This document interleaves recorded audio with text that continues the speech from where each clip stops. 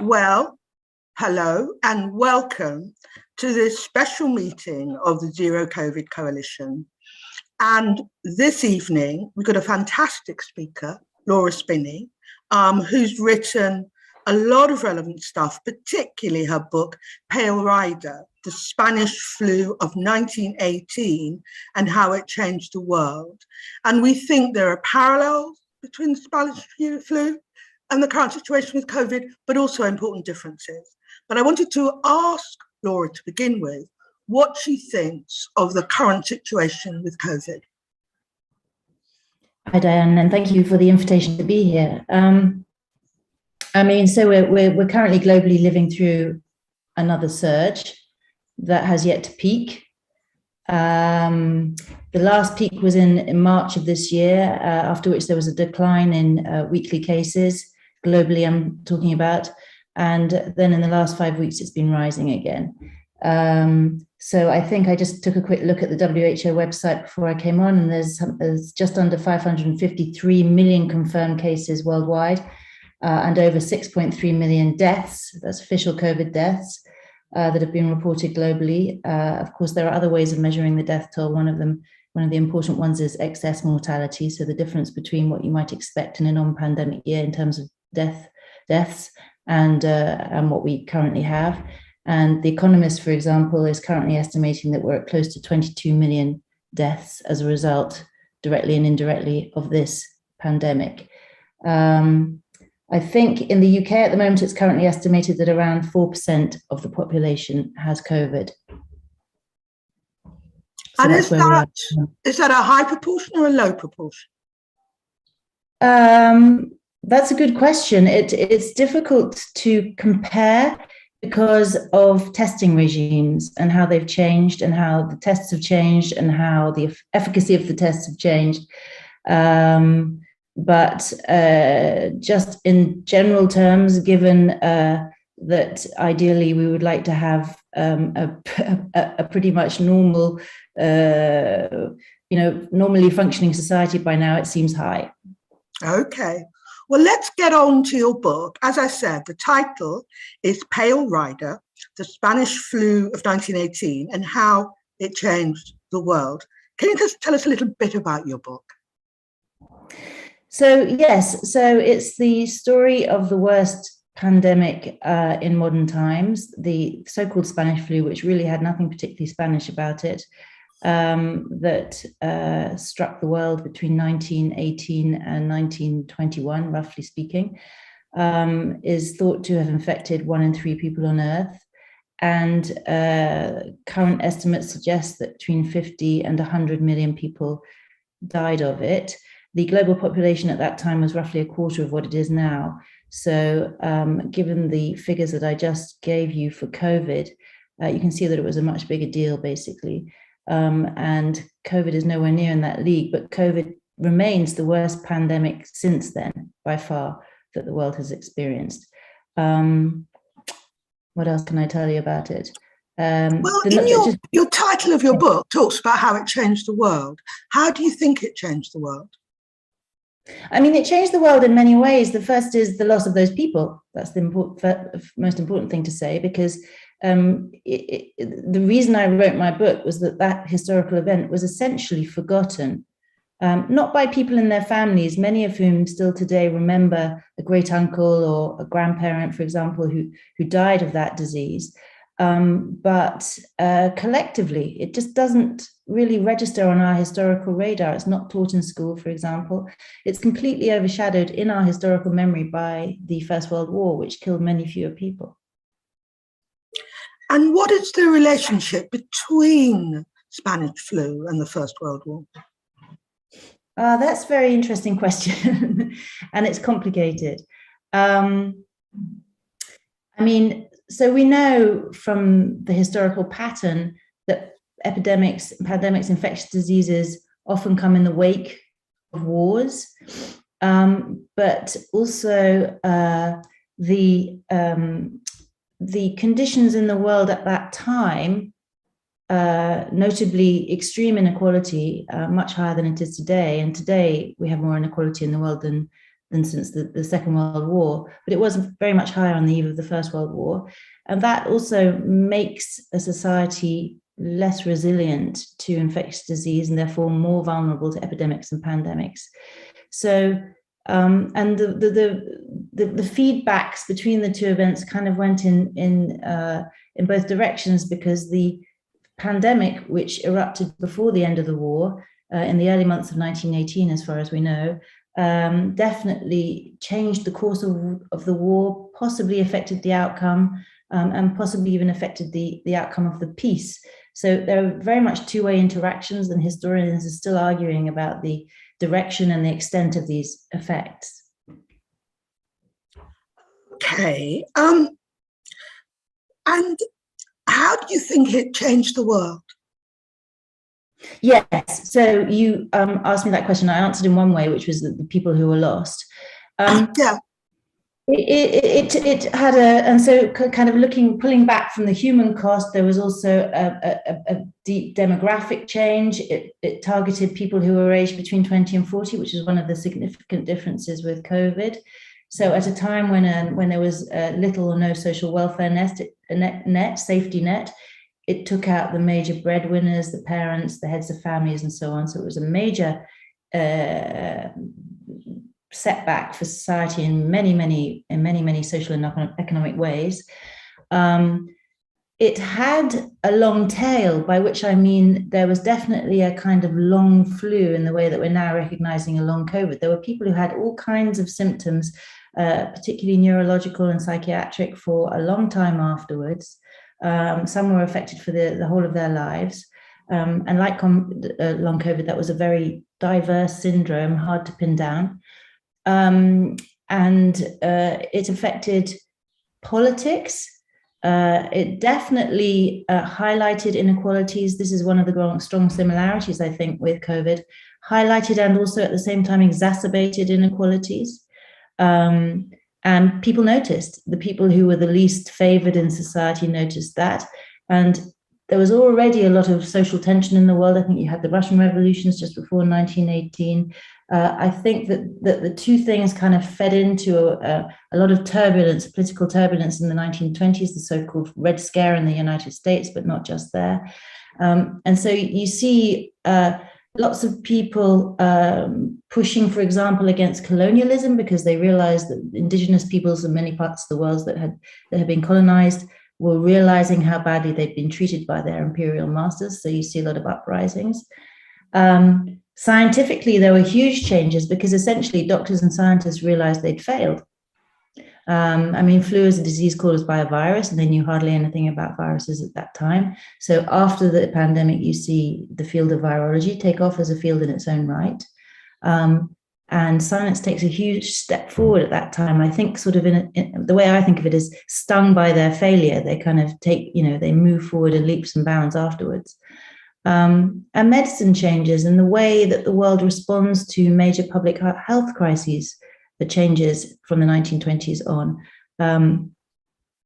There had been, in the late 19th century, early 20th century, international conferences discussing public health, but there had been no move to create an organization that would be capable of coordinating a proactive response to this kind of global crisis. And so in the 1920s, you see the first sort of forerunners of what would eventually become the World Health Organization coming together, because there was a realization that this was the kind of crisis you had to tackle at the population level, and preferably internationally. So those are just some of the kind of changes that I documented in my book. I could also talk about artistic changes and changes in the way that people saw themselves.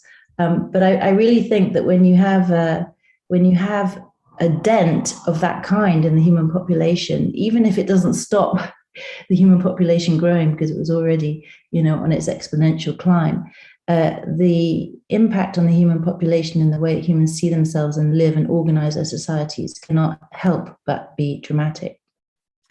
Did Spanish flu hit particular groups hardest, like with COVID? It affected ethnic minorities harder and so on. So is there a parallel with Spanish flu, or did Spanish flu affect everybody uniformly?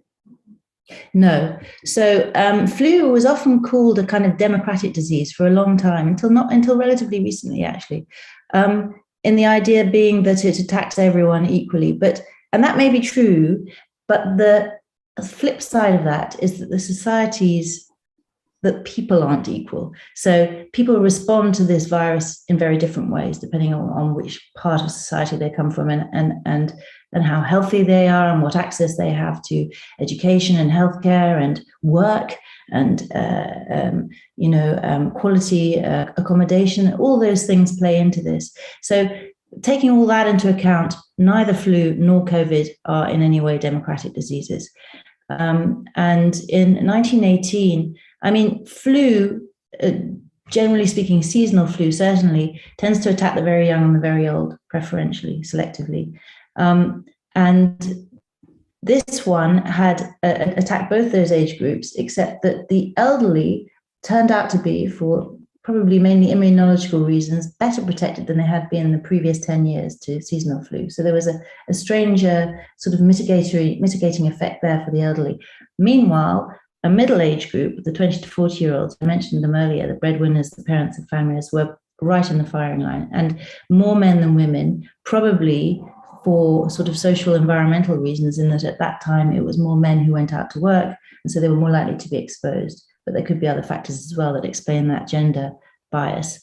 And COVID, of course, since the beginning has always attacked preferentially the elderly. So these two different profiles of the two diseases mean they have massively different impacts socially and economically.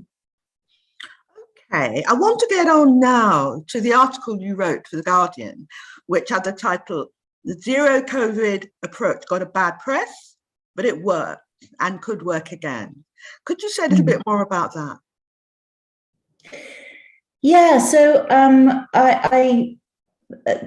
think that was back in March that I wrote that, wasn't it? So Yeah. Sometime this, and I was contacted by the Guardian opinion editors. It was at a time when they were trying to take away some sort of longer term lessons from this pandemic, rather than sort of reacting in the short term as we have been for most of the last 2 years. And I think my thought behind proposing that theme was that we shouldn't forget, even if at this stage of the pandemic, zero COVID means something very, very different to what it meant at the beginning.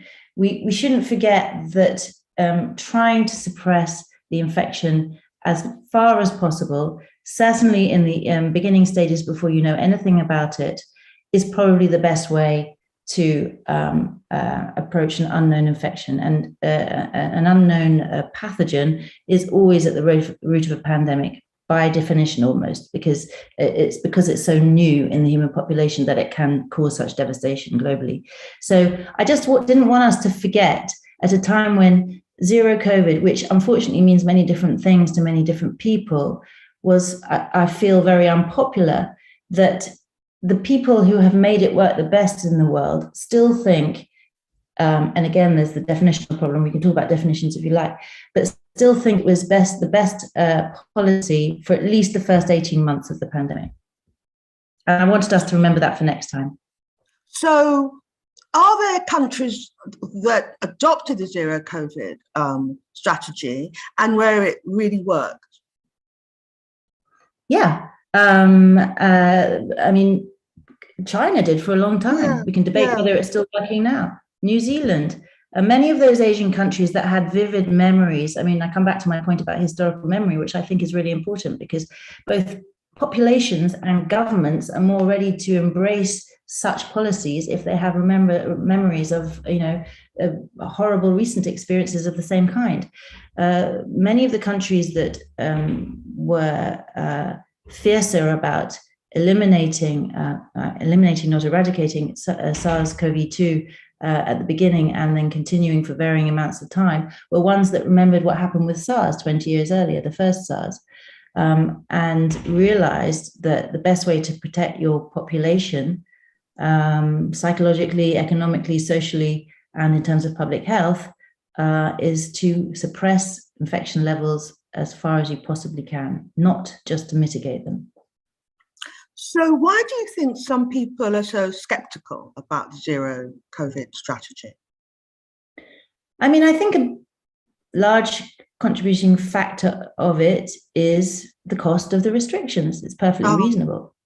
And we know that without the right support, without the right information, education, and if just wrongly applied for any of many reasons, it can be damaging. Keeping kids out of school does damage. Restricting number of the workplace can damage work practice and therefore product supply lines and services that people need. But I think we have to be really careful about weighing these things up, the kind of cost benefit analysis that we do.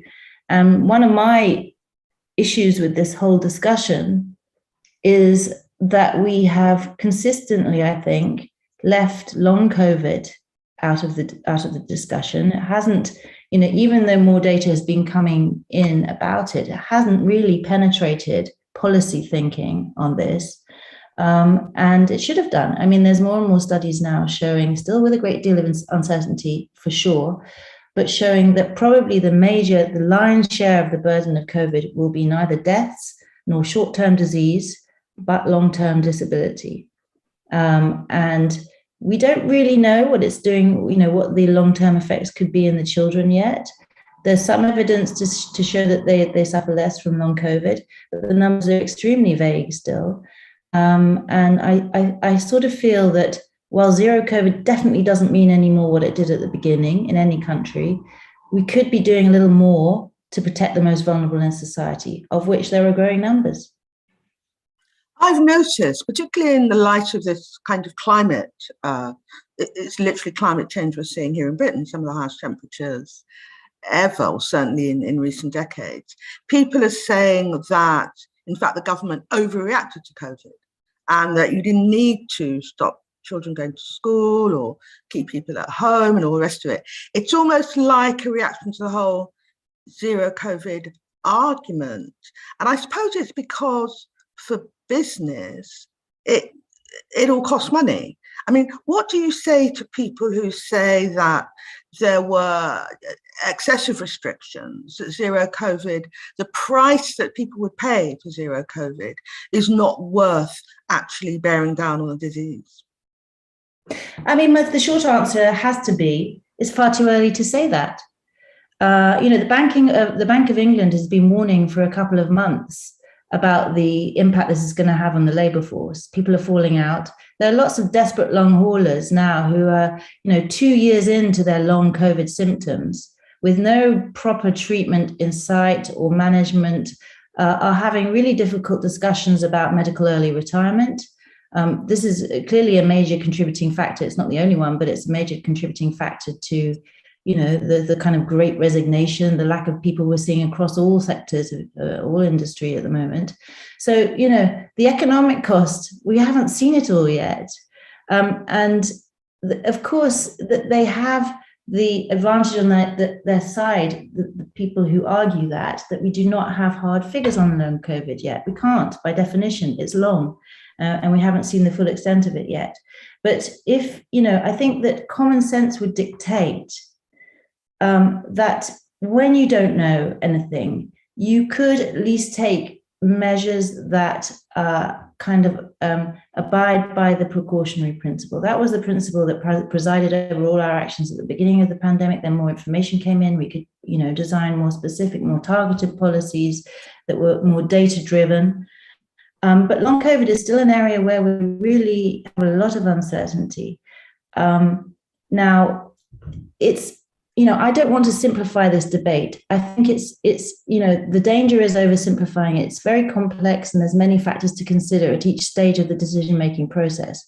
We know that, for example, the tests are, first of all, lots of countries have, suspended free testing. So lots of people are not, many more people are not getting tested than were before. We know, at least anecdotally, I'm not sure that we know that, have hard figures on this yet, that people are symptomatic before they test positive very often with the rapid antigen tests now. So, you could maybe argue that what's the point of, you could ask the question, what's the point of masking up when lots of people are wandering around maskless, not even knowing that they're they're infected with COVID, but asymptomatic at the moment. I would argue that if we all collectively just wore masks at the moment, we could be protecting ourselves collectively from a large proportion of the burden of disability that is coming our way, and that could potentially go on for decades, and have very serious impacts at every level of society.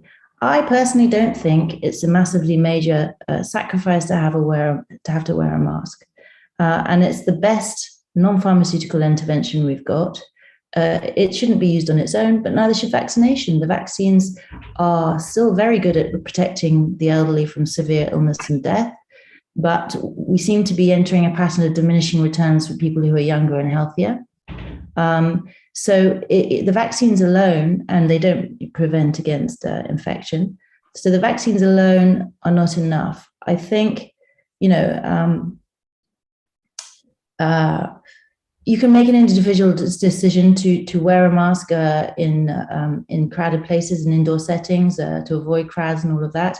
It has to start with an individual decision, but that's not enough. I think you need top-down motivation as well. I'm not talking about mandates. I don't think they work, except in very specialist extreme conditions. But I do think that you need clear messaging and a clear tone that comes down from the government to the top, and we're not seeing that in the UK. Otherwise, people who wear masks, I've heard anecdotes about people being abused in the street for wearing masks in the UK. That's ridiculous. Oh, my goodness. Yeah. So I think, that we could be doing more in those countries that I mentioned earlier in Asia that have a vivid memory of SARS. Many of them still oblige you to wear masks in indoor settings. So it's a cultural choice in the end, but we there was an expectation at the beginning of this pandemic from some scientists that it would settle into a kind of flu-like pattern of seasonal bursts in winter, and then we'd be left alone for the rest of the time. That is not what is happening at the moment. We've got waves coming thicker and faster with these new variants, which are getting better at immune escape, by which I mean they can reinfect people who've been either naturally infected or vaccinated very quickly after their recovery. What the one estimate is 28 days. So at the moment, this is very much a year-round infection. And unless we kind of change our, mood music on it a little bit and take it a tiny bit more seriously, obviously I'm not talking about lockdowns or anything like that anymore. But if we just take it a little bit more seriously, as they do in some countries, particularly in Asia, we could make a big difference in the long run.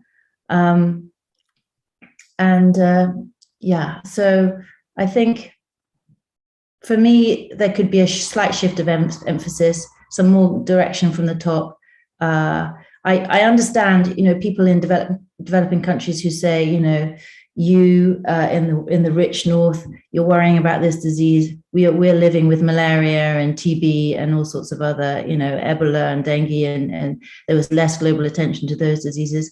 And there is no getting around the fact that illness and health are both relative things, and 1918 is a good instance of that, because in 1918, infectious diseases were still the biggest killers of humanity, whereas it's now the chronic diseases of old age.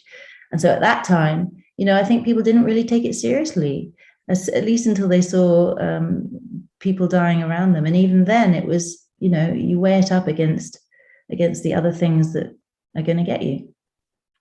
So you think that the messaging could be clearer from government and senior people in public health? I do. I think that government should be taking into account the risk of long COVID more, the data that we're now generating on that, the risk that poses, and that if they did that, then it would become clear that within certain, that certain measures are still advisable at this point in the pandemic. It's becoming clearer that we're not going to go back to a pre-pandemic normal. And so behaving like that seems to me to be a little irrational. And you were saying we could do more. And the thing that you spoke about was masks. Apart from more routine mask wearing, what more could we or should we be doing? I mean, so at this point, it's no one thing is going to solve the problem. People should get vaccinated according to the guidelines that each government hands down. In my opinion, they should wear masks probably more often than they do at the moment. But I also recognize that scientific opinion is divided on that, and there's very little appetite for that in the UK at the moment. But I suppose the bottom line is that, and then there are all the other things that go with that. Avoid crowding if you possibly can. Test if you have symptoms. Self-isolate if you test positive. All these things that we've been advised to do all along. Don't go to work if you're testing positive and have COVID-like symptoms. Maybe to think a little bit about protecting the collectivity, because that's going to be better for everyone at the in the end. I think we can't be too individualistic about this. We have to be collectivist about it.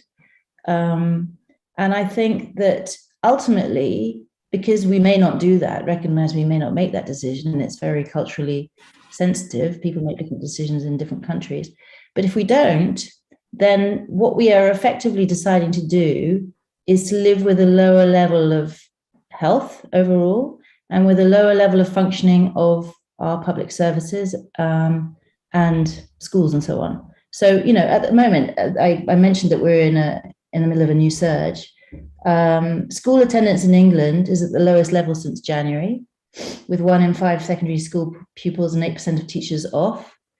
Hospitals are under severe strain, and of course the heat wave is not helping. These things kind of tend to interact with each other in the end. Ambulance services are stretched to the limit. Long COVID numbers are growing. We're now at 2 million in the UK, according to self-report. So, those are the things that we are deciding to live with if we won't make the sacrifice of the minor restrictions self-imposed that I mentioned earlier. And that's that's the decision we're making. I just want people to make that decision with their eyes open.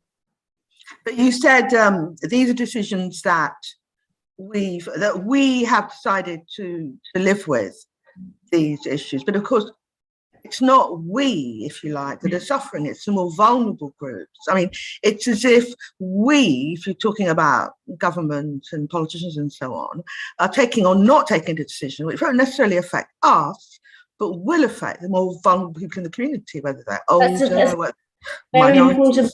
Yes, exactly. So those people who are vulnerable, and many of them don't know who they are yet, because long COVID, don't forget, it doesn't just affect the elderly. I think the age group of people who are vulnerable to long COVID is 35 to 69, mainly women, mainly people living in deprived areas, mainly people working in healthcare, social care, education. Those are the people who are having the decisions of the rest of us imposed on them. They don't have a choice. Yeah. So we all collectively, and I personally have come through this quite well. I'm triple vaccinated. I've had COVID twice. I don't have long COVID, but I could have been in the other group, and none of us know whether we're going to be struck down by long COVID. There's also no evidence that, in fact, there's evidence to the contrary, that if you've been infected, if you have avoided long COVID after one, either vaccination or bout of the natural infection, there's no evidence that you will avoid it the next time around. So, I think that we should slightly shift the emphasis at this stage and realize that we're all vulnerable, most of us, to the long-term effects of this infection, whose mechanisms are not understood. There's a debate ongoing about whether it infects the brain and how, for example. I think that we should just be a little bit more cautious. I know we're all fatigued 3 years in. Of course we are. I'm fatigued as much as anyone else. But I just think we could be making slightly more sensible decisions. That has to come partly from the individual, being well informed, understanding some of the facts that I hope I've managed to convey this evening. But you can't do it on your own without top-down direction. In a country where people are abusing individuals in the street for wearing masks, there has to be clearer messaging from the top. There has to be clearer messaging about how this is for the collective benefit, that you should still be wearing masks, washing your hands. I do not consider these personally major sacrifices given what's at risk. And I don't think that, apart from in certain very isolated cases, I can't see that wearing masks is a sacrifice that's too much to ask, given what's at stake. But as you say, the problem is if you don't have clear directions, then people give up doing certain things. I was on a bus earlier this afternoon, and I don't think anybody on the bus was wearing a mask.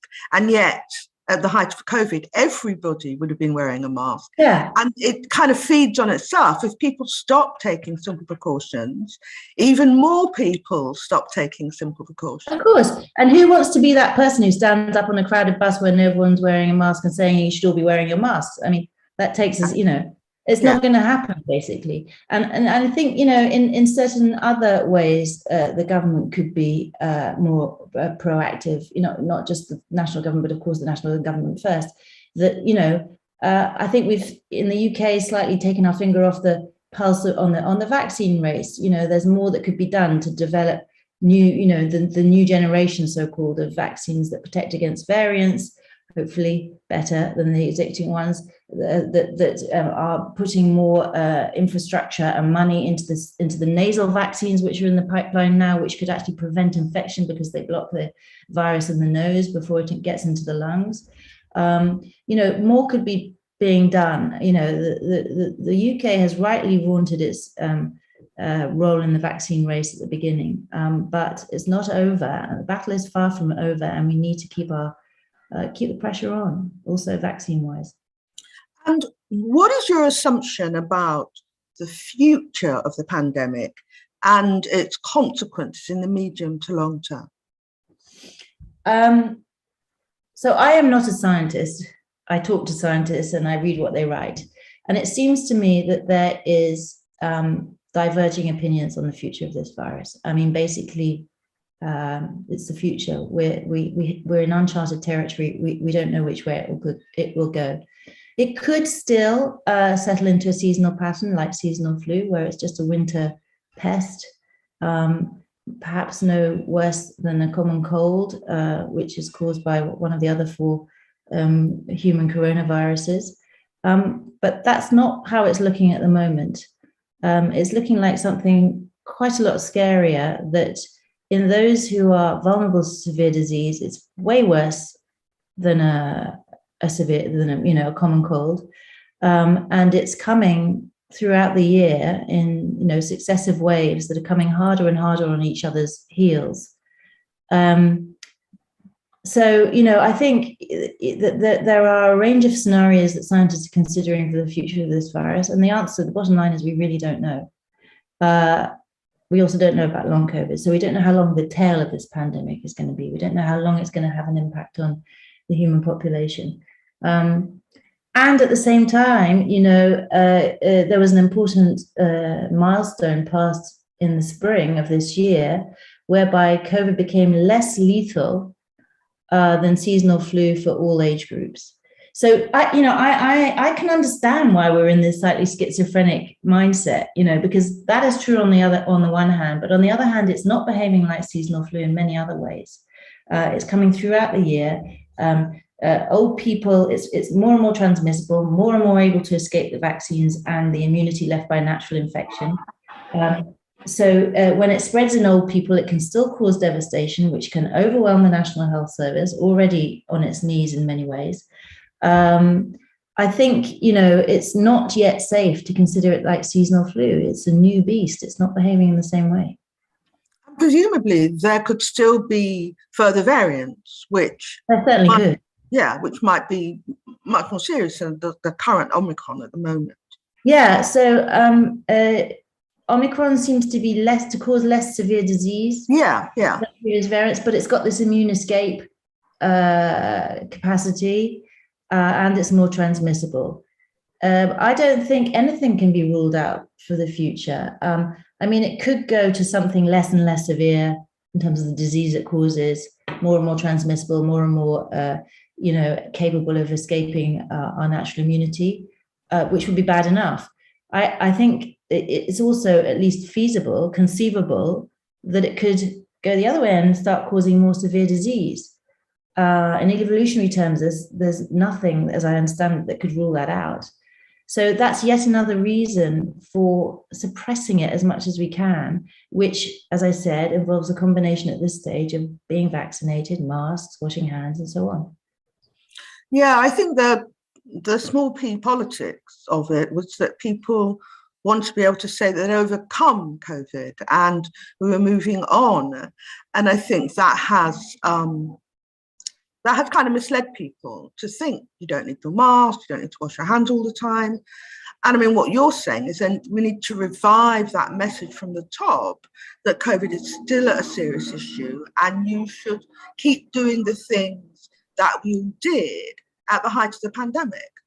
Yeah, I mean, honestly, Diane, I'm not sure how helpful the zero COVID label is at this moment because people immediately think of lockdowns and, things like that. What I'm talking about is suppressing it as far as we can in ways that I really think make very minor incursions into people's daily functioning and daily lives. I'm asking that people, voluntarily, with the support of governments, wear masks in, more indoor settings, crowded places, maybe avoid crowds if they can. I mean, I think these things are happening anyway, right? I mean, our lives are not the same. We are not working in the same way we were before. There's a certain amount of sort of inertia that's built in that's pushing us that way anyway. It would be good if we could, direct it, if we were ahead of the curve, if we were, making these choices, if the government was on board, if there was a collective decision, that we're just not prepared to tolerate that burden of disability in the future. Even if we can afford it in economic terms, that it's not humanly or morally acceptable to allow that to happen when all it would mean would be a few minor sacrifices in our daily lives. There is that moral equation.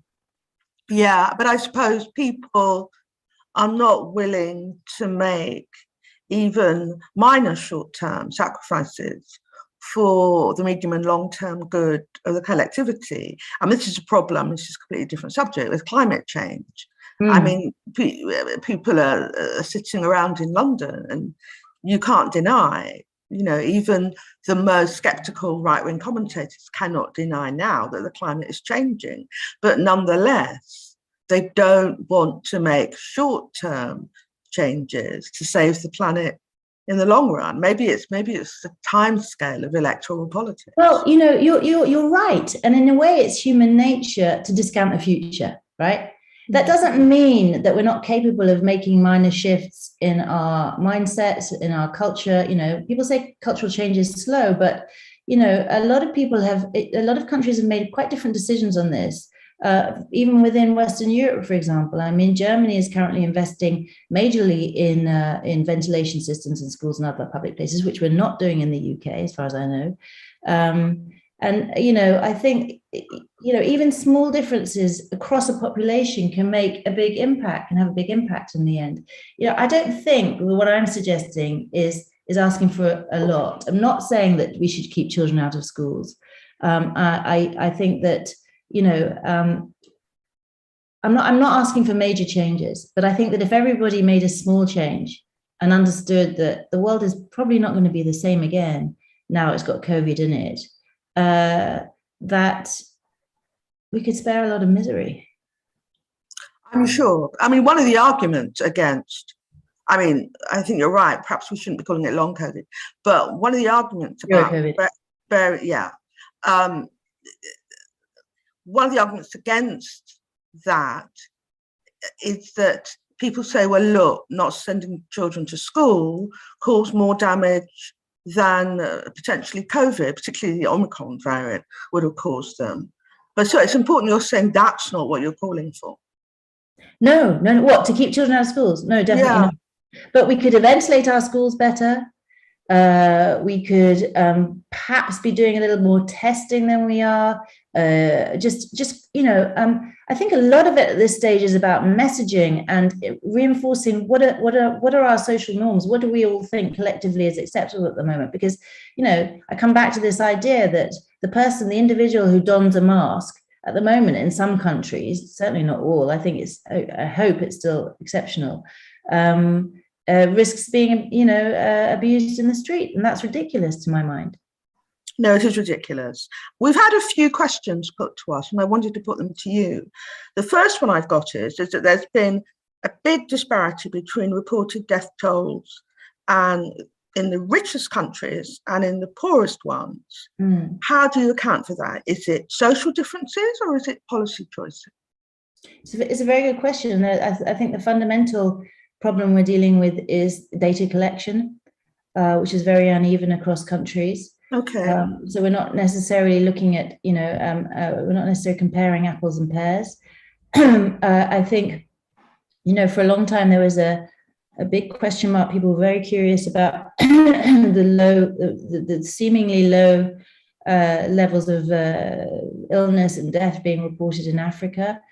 I think probably the most, the leading explanation of that, but it's bound to be multifactorial, is the youth, the relative youth on average of those populations, because we know that, COVID is a disease that selectively attacks the elderly. But there's also the data problem in there. And interestingly, I remember talking to some people for the International Red Cross relatively early in the pandemic, who said to me, in many of those countries where infectious diseases are still a major problem, there's more of a reflex of doing the kind of basic gestures that contain infectious diseases. So contact tracing, wearing masks, the hospitals are better set up, that still, have the protocols for dealing with outbreaks that perhaps we've lost memory of in the West, in the North, in the wealthy North. So I think there's a number of contributing factors, maybe some I haven't mentioned, but that are still being explored. We don't know the full picture yet. To get back to your book and Spanish flu, why was it called Spanish flu?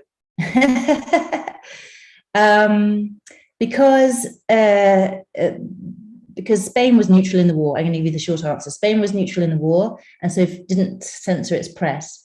And when it had the first cases in that country in May 1918, they were therefore reported in the Spanish newspapers, whereas there was a sort of news blackout on the countries that also had cases, and some countries' cases much earlier than Spain, but were keeping that news out of the newspapers, supposedly not to lower the morale of their populations or to give the edge to their enemies.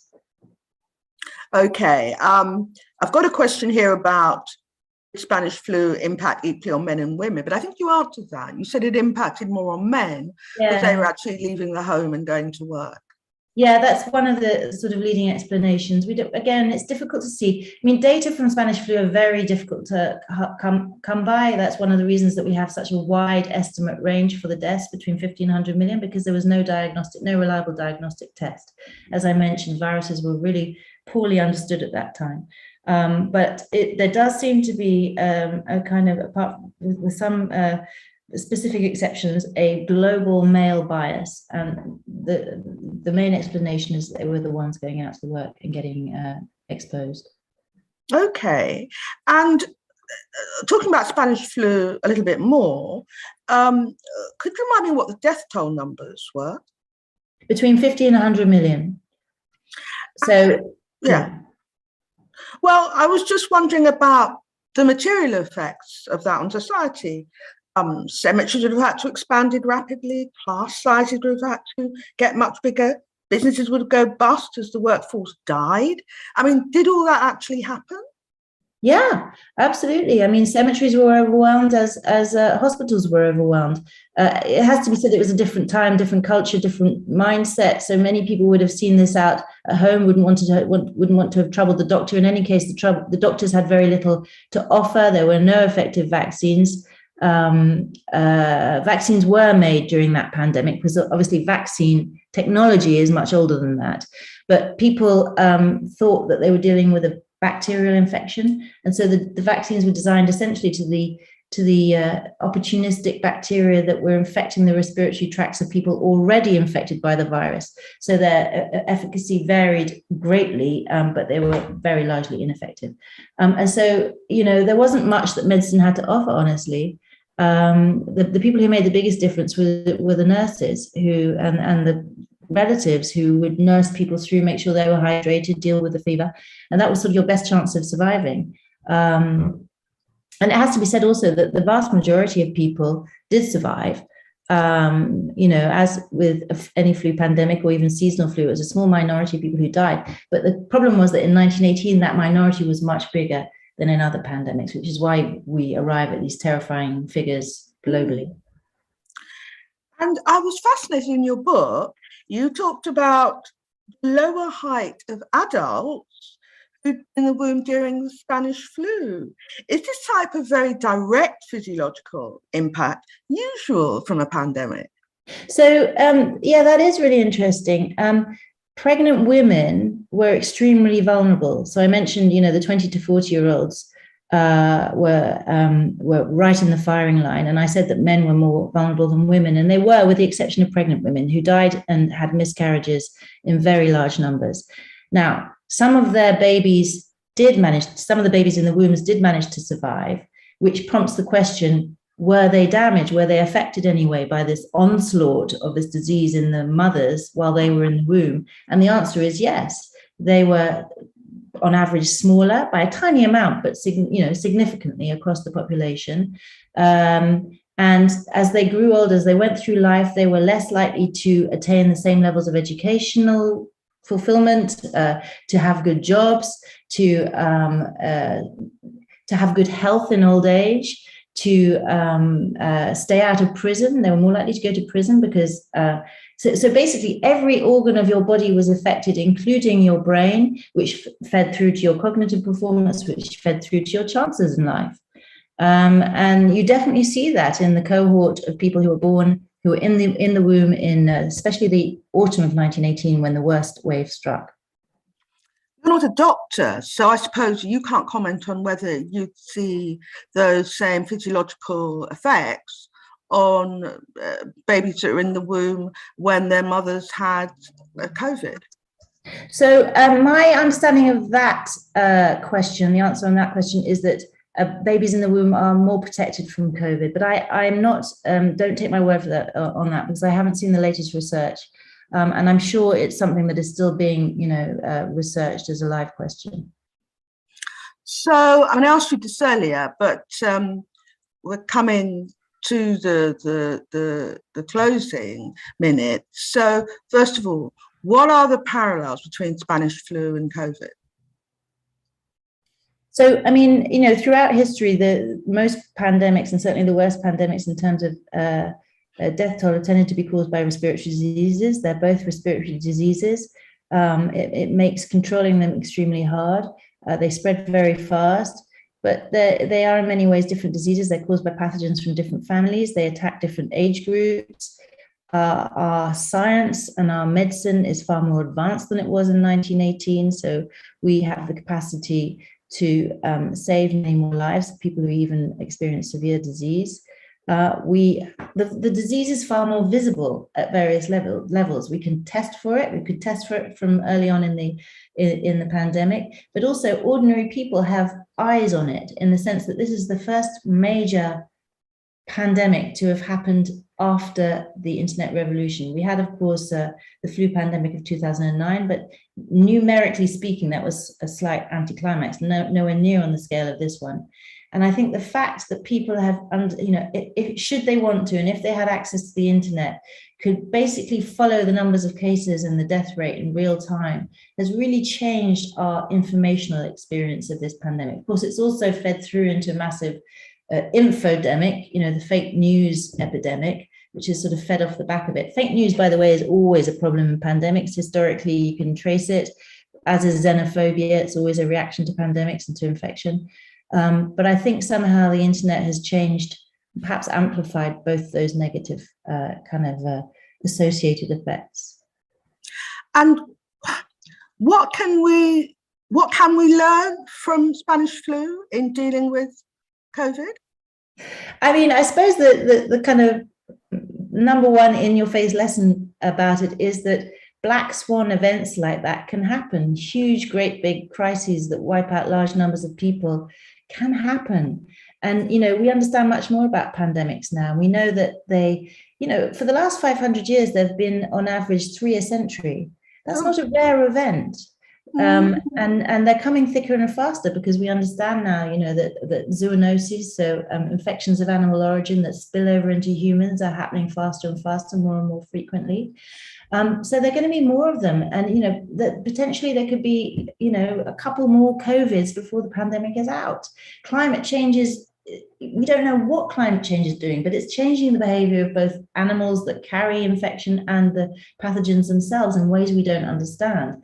So that's an interaction that we're just at the beginning of understanding, but there will be interactions there. For example, the kind of birds that carry flu, their migration paths are changing because of climate change. So there are all these zillions of factors. It's a very complex problem, but it's not rare. I think that's the main lesson. They're going to become more and more frequent, and we need to think about how to react to the next one, which will be as much of a puzzle as COVID was at the beginning. We have to have our the kind of key planks of our response in place before it happens. We need to make our societies more resilient, our healthcare systems more resilient. We need to understand more about the interactions between animal infection and human infection, and the way that our farming methods and our wildlife trade and our building of roads and so on is changing those. This is what we need to be doing now ahead of the next one. And I come back to my point earlier. The next pandemic will most likely be a respiratory disease, will be caused by a pathogen, that we know little or nothing about. And I think some form of zero COVID at that point is going to be the best response until we know more about it.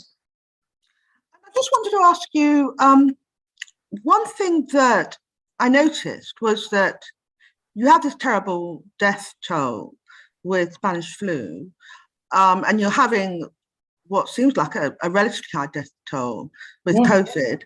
But has it made any difference, the existence of, in most of the states in which this has occurred, has the existence of a kind of health service made any difference? Because you said about Spanish flu, individual women, individual families, nurse people. Yeah. I mean, here we've got, and I'm sure in France and elsewhere, there's a health service which bears down on it. Do you think that the health service makes that much difference? 100%. The fallout would have been, a million times worse without our health services. And this idea of universal healthcare, healthcare that's free at the point of delivery. It's a huge bonus. The trouble is, our healthcare systems are not necessarily in the best of health themselves. And the way they deliver follows, unfortunately, the lines of inequality that we see in society as a whole. So I think there's a genuine question to be asked, whether they're still fit for purpose, how we can follow the same principle of healthcare free at the point of delivery, but deliver it better for all, because there's going to be more and more calls on it going forward. And we need to protect the people who work in it too. I mean, they're in the front line. We keep expecting them to step up. We don't support them when they, for example, contract long COVID. We don't give them sufficient support, and they're the ones who are in the front line fighting this thing. So I think we need to kind of rethink our priorities, and realize that this is not something that's behind us for this edition, let alone, forever, because there are going to be more pandemics. And that's, as you say, you keep mentioning climate change, and you're right to, because climate change is going to bring in train more pressures on our health systems that are maybe partly related to infectious disease, may not. And just take me back, because maybe I wasn't concentrating. What causes these pandemics, or do they just occur at random? So, I mean, we have, more and more people in the world. We have infections that circulate in animals that occasionally spill over into humans. And most of the time, those don't go anywhere because they don't have the capacity to infect a new species very efficiently. But every now and then, one does. And a subset of those may turn out to be very effective at infecting a lot of people very fast. And we are creating conditions in the world where those events become more likely because there are more and more people. They need to be fed. We have industrial farming techniques, but also other practices that bring people and animals into more and more contact. All of this is being fueled by climate change, potentially, and by other factors such as globalization, the fact that we're just so well connected between different parts of the world at the moment. So, they are set to become more common. A pandemic is caused by a new pathogen or a new pathogen emerging into the human population, which can take a hold and spread, or a pathogen that we have seen before as humanity, but that enough time has elapsed that there's been turnover in the human population and there's no collective immunity to it anymore. So it can do its thing again and have a massive global impact. It's all about novelty, new pathogens hitting the human population. Okay, well, I'm going to draw things to a close. I just wanted to go over what I thought your main messages were. First of all, you're saying this kind of thing isn't rare. What was it, 3 a century, these pandemics? And speeding up. And speeding up. You stressed how here in the UK, we need better messaging. You know, that use of masks and everything has fallen away, and yet those quite simple things can help to contain the pandemic. You talked about the importance of building resilience. Yes. So, rethinking our healthcare system so that they deliver the care that people need to all and reduce the inequalities in the delivery of that care. And we protect the staff more. Yes, that's very important. And you talked about the link between animal infections and human infections. Yes, which needs to be better understood. There are people working on that. It's incredibly important. The WHO, for example, is currently working on the draft of a pandemic treaty. It should publish that draft any minute now. And lots of people are urging the WHO and its negotiators that if they manage to pull this off, because it's not a given, that it really emphasizes that holistic aspect, the fact that we can't just think about humanity in this. We're in an ecosystem with other species, and all of those things need to be considered when we talk about pandemic risk. Well, Laura, I want to thank you for giving up the time to talk to all of us. I've certainly learned a lot. And as you say, these pandemics aren't rare. This one, particularly if you consider the long tail of long COVID, is not going to go away. And the thinking and the work of people like yourselves will help society to deal with it and to protect the most vulnerable from this pandemic. So anyway, thank you for talking to us. It was a great book on the Spanish flu, and no doubt we'll meet again. Thank you, Laura. Thank you very much for your questions.